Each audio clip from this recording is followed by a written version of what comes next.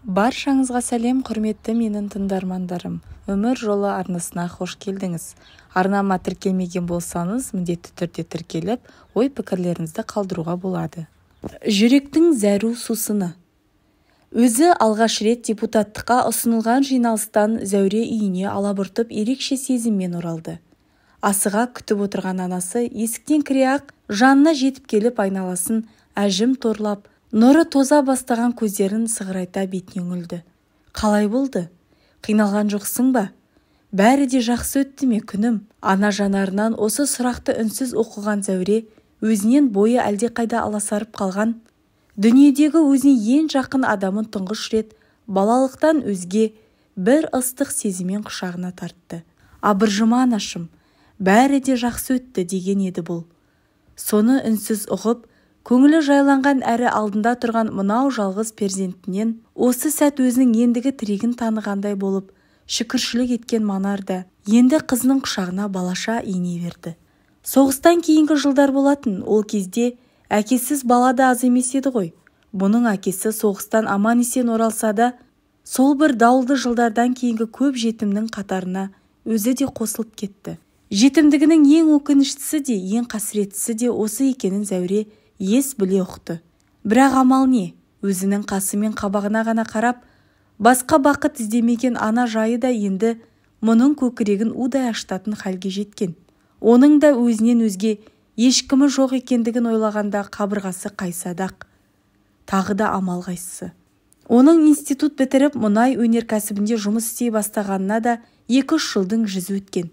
Ендігі бар қолынан келгені осы бір аяулы адам өмір бойы өзін қалай әлпештеп өсірсе, оны да солайша аялап өту. Зәуре қазір өзінің осы ойын ғана емес, міндетін де өтеу кезеңі басталды деп есептейтін. Әлгіндегі бір балалықтан арыла түскен қалпы да соның әсерінен деп білді. Қалила телефон соқты деген анасы екеу жиналыс әңгімесін түгесе бере. Қалила облыс орталығында тұратын Зәуренің дос қызы. Кезінде екеуінің шешелері жұмыстас болған. Содан бері үй іштерімен жақсы араласып тұрады. Не айтады? Шешесі алдымен сөзімді қалай қабылдар екенсің дегендей бұған зер сала қарап өтті. Айша пенсияға шығыпты. Осында қыдырып келіп қайтқалы отыр екен, деп бір қойды. Сөз мақамына қарап, Зәуре шешесінің айтайын деген негізгі сөз бұл емес екенін біліп отыр. Оның үйіне Қалиланың шешесінің келіп жүргені бір бұл емес. Өздері мұнайшылар қаласына көшіп келгеннен бері де осы үйден талай рет дәм татқан. Келсін, сенің талдарының түбін қопсытып бақшаңа көмектеседі, деді бұл жаймен сөздің артын бағып. Манар енді қызынан ештеңені жасырып қала алмайтынын сезді де әңгіменің тоқ етеріне көшті. Өткенде өзің айтып келетін қызды Қалила да көріпті. Тіпті сенен аумайды дейді. Шешесі мына соңғы жаңалығын айта бастағаннан аузына апара берген кесесін кілт кідірткен Зәуре сөз аяқталар-аяқталмаста оны лақ еткізіп үстел үстіне қоя салды да орнынан ұшып тұрды. Жүгіріп барып телефон құлағына жармасқан. Алло, аға, сіз бе? Орталыққа жүремін деп отыр едіңіз ғой. Мені де ала кетіңізші. Бір жұмыс болып жақсы. Манар алғашында оның ойына не келгенін түсінген жоқ. Немене? Жол жүресің бе? Деді сасып. Дүкеннен бір заттар қарайын деп едім. Біздің бастық бүгін сол жаққа жүреді екен, соны пайдаланып жетіп қалайын. Зәуре кеседе қалған шайын асығыс ұрттай салып түпкі бөлмеге беттеген.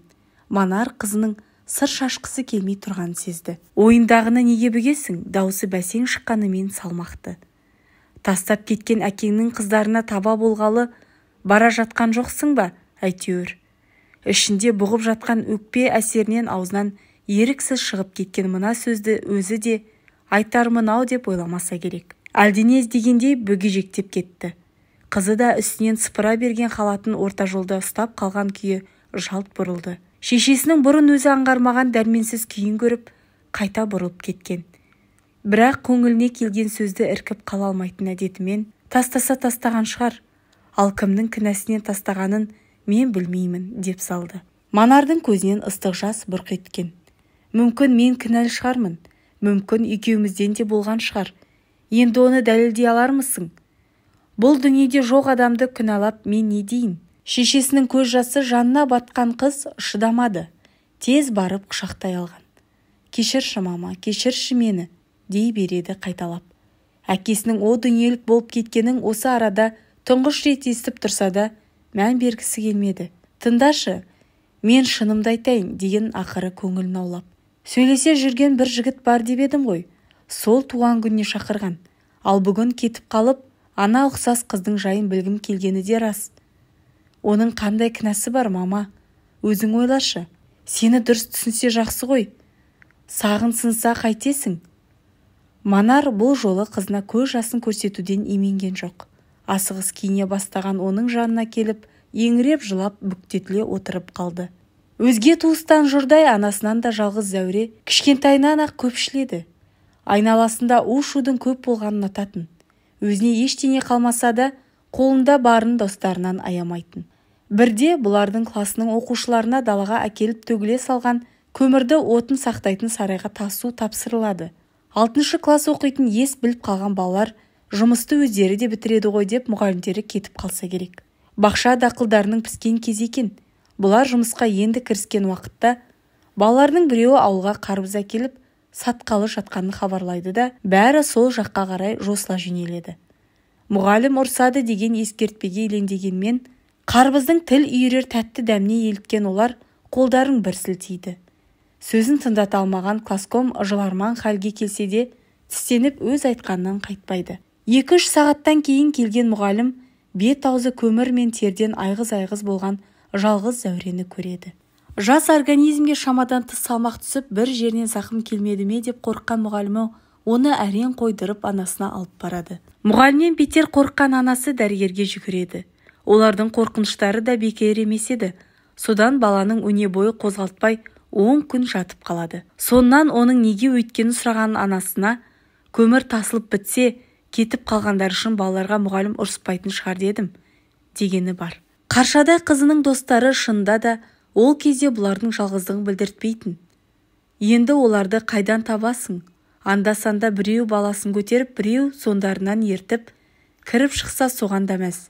Көбін айында жылында бір көрсе көреді, көрмесе ол да жоқ. Қашан тұрмысқа шығасың? Манар қызына алғашында имене қоятын бұл сұрағын кейінгі кездері ұрсып та қоюшы еді. Бірақ қызының жүріс-тұрысынан өзгеріс байқалар емес. Тіпті кейде шешесіне, менен құтыла алмай жүрсің бе? Мүмкін мені ұзатып жіберіп, өзіңнің де күйеуге шығатын ойың бар шығар, деп өзіне қарсы шабуыл бастайтын. Келе-келе анасының әзіл көтерердей шамасының жоқ екенін көріп, олай сөйлеудің жөн емесін ұқты. Шығамын ғой, несіне асығам, дейді енді. Алды-артыма қарамай біреуге барып алып, сонан соң сен секілденіп 2 жылдан соң бөпемді құшақтап, қайтып келсем несі абырой? Қызы осылай дегенде Манар ернін тістейді. Сонан соң ол күнгі әңгіме де аяқталады. Жасы 25-тен асып бара жатқан шағында күйеуге шық деп жік жапар болады. Ол келе-келе бұған да көндіге бастаған қалыпқа көшкен. Бір күні қызы ойда жоқ түсте жоқ бір әңгіме шығарды. Сен қызықсың, мама, сонша жыл бойы бір маған қарап отыра бергенше неге біреу тауып алмадың? Егер мен тұрмысқа шығып кетсем, жалғыз қаламын-ау деп қорықпадың ба? Ал менің жайымды ойлаған екенсің, оның неге толық ойламадың? Нені ойламаппын? Деді шешесі жұлып алғандай. Тіксініп қалған. Бірақ қызы үндей қоймағаннан кейін тағы да, сен өсірдім. Ешкімнен кем болған жоқсың. Жоғары білім алдың. Енді тұрмысқа шық деп Құдайдың зарын қылып отырмын. Өзіңе лайық адам тапсаң, бір үй болып кетер едің. Мен немере сүйер едім. Жасауыңды да ешкімдікінен кем қылмас едім. Енді не істе дейсің маған? Ештеңеге түсіне қоймаған ана жүзінен ашу табы да жылт ете кетті. Зәуре оны тереңге жібергісі келмеді. Оның бәрін білемін, деді байыппен. Тек білмейтінім, менің бірде-бір туысым жоқ, менің ешкімім жоқ. Мен сенен басқа еш жанға еркелей алмаймын. Ешкімнің есігінен рұқсатсыз кіре алмаймын. Бір күні сен де өліп қалсаң не істеймін?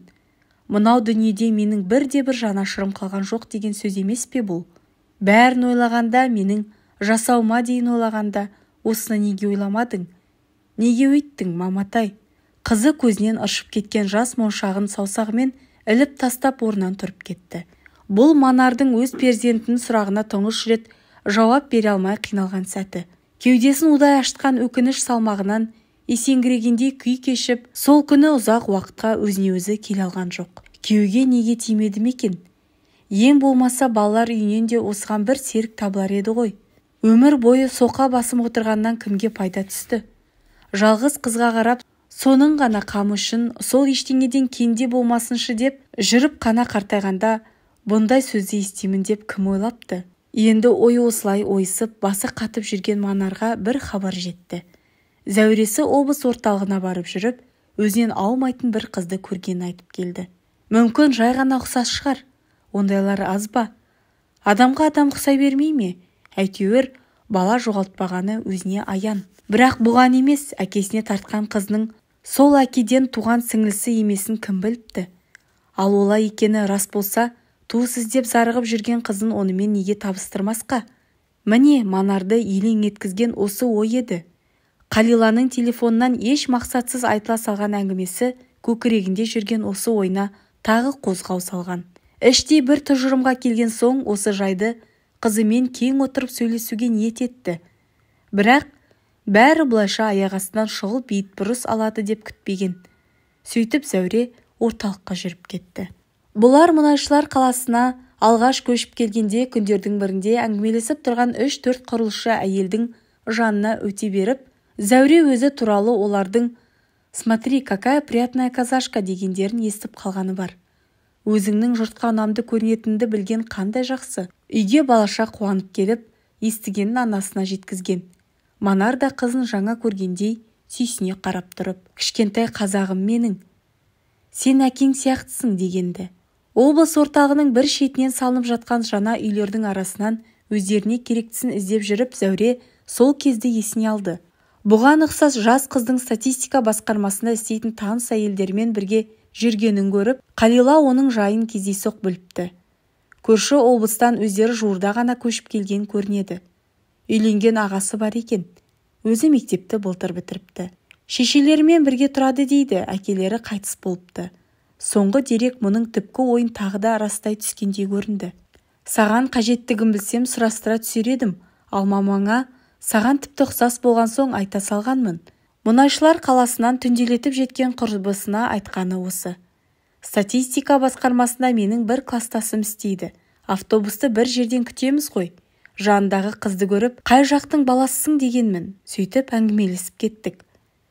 Біраздан соң екеуі Қалиланың өзі айтқан таныс келіншегіне соғып, ұқсас қыздың адресін алған. Міне олар ақыры 5 қабатты ұзын үйдің 4-ші кіре берісінің алдына келді. Маңдайшадағы цифрларға қарап іздеген пәтерлерінің қайда екенін де оңай тауып алған. Бірақ қалай барады? Кім іздеп барады? Кешеден бері алып шыққан көңіл енді саябырсып қалғандай. Кешеден бергі батылдық енді біртіндеп кеміріліп бара жатқан сияқты. Күн демалыс. Әлі сағат та 9 бола қоймапты. Ұйықтап жатулар да мүмкін-ау. Олар осы бір сылтаумен көңілдерін демдеп есік алдындағы орындыққа жайғасты.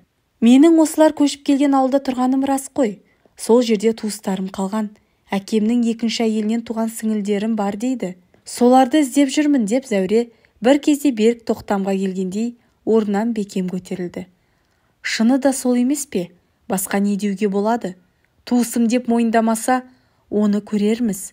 Осы оймен Қалила да басын изей қостаған білдіріп тұруға ыңғайланды. Дәл осы кезде кіре берістен бір дабыр естілді.